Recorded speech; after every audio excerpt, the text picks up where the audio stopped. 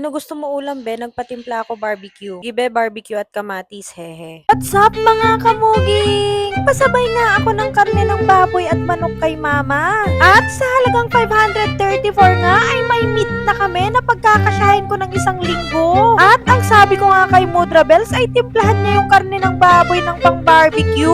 Atin niya nga yung natimplahan niya ng good for 3 meal. Di nga yung manok ay hiniwa niya na at makapagluluto na ako ng 3 klase ng ulam. Kaya happy na naman nga ako kasi parang ang mura ng binayaran ko. Inat ko nga si Benji at sabi ko nagpatimpla ako kay mama ng barbecue. Kaya sabi niya nga ayun na lang ang ulamin namin tsaka kamatis. Susumahin ko nga pala igagastos ako ng 120 pesos para sa ulam namin. Sama na nga doon yung mga regadong nilagay ni mama. Binilang ko nga din kung ilang barbecue cuts yung nagawa niya at nasa more or less 40 pieces nga per pack. Prinito ko na nga lang pala yung mga karne kasi nga wala naman kaming uling. Sarap din sana kung talagang barbecue style yung ginawa ko.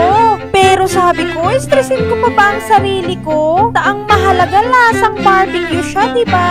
Low to medium fire cooking nga lang yung ginawa ko dyan. Para hindi masunog agad yung isang side. Kamamaya magreklamo na naman sila na sunog ang luto ko. Kaya natuto na din ang person, no?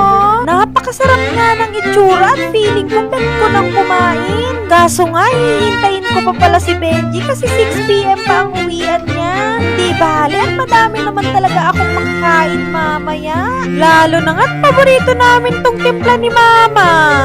Ayan nga at luto na ang aming ulam. Naghiwa na rin nga pala ako ng kamatis. Request granted nga si Papa Benji. Sana all.